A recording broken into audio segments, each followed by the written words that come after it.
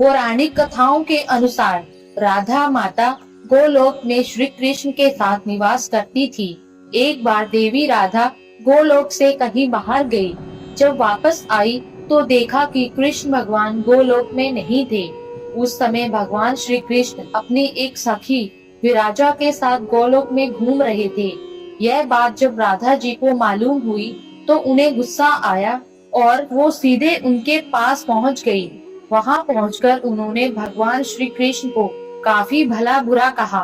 राधा जी का यह व्यवहार भगवान श्री कृष्ण के मित्र श्री दामा को बुरा लगा और उन्होंने राधा को पृथ्वी पर जन्म लेने का श्राप दे दिया। राधा रानी को इतने गुस्से में देखकर कृष्ण भगवान की सखी विराजा भी वहां से चली गई। इस श्राप के बाद राधा ने बदले में श्री दामा को श्राप देते हुए राक्षस कुल में जन्म लेने का श्राप दे दिया। राधा रानी के द्वारा दिए गए श्राप कारण ही श्री दामा का जन्म शंखचूड दानव के रूप में हुआ था। दानव में जन्म लेने के बाद भी भगवान विष्णु का अनन्य भक्त रहा।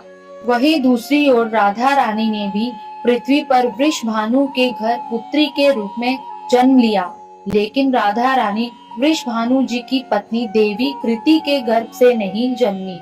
दरअसल जिस समय श्री दामा और राधा रानी ने एक दूसरे को श्राप दिया, तब भगवान श्री कृष्ण ने राधा रानी से कहा कि आपको पृथ्वी पर देवी कृति और वृषभानु जी की पुत्री के रूप में रहना है। इसके आगे भगवान श्री कृष्ण ने राधा रानी से कहा कि जब आप विवाह के योग्य हो जाएंगी तो आपका विवाह मनुष्य के अवतार में रायण नामक एक वैश्य से होगा। हालांकि वह भी मेरे अंशावतारों में से ही एक होगा। आप धरती पर भी मेरी प्रियतम बनकर ही रहेंगी, परंतु हम दोनों को वहां बिछड़ने का दुख सहना होगा। हे राधा रानी, अब आप धरती पर जन्म लेने की तैयारी करें। सांसारिक दृष्टि में देवी कृति गर्भवती हुई और उन्हें प्रसव भी हुआ, लेकिन देवी कृति के गर्भ में योग माया की प्रेरणा से वायु का प्रवेश हुआ और उन्होंने वायु को ही जन्म दिया। जब वह प्रसव पीड़ा से गुजर रही थी, उसी समय वहां देवी राधा रानी एक प्यारी सी कन्या के रूप में प्रकट हो गई। जिस दिन राधा रानी प्रकट हुई वह भाद्रपद शुक्ल पक्ष अष्टमी का दिन था, इसलिए भाद्रपद शुक्ल पक्ष अष्टमी को राधा रानी अष्टमी के रूप में जाना जाता है।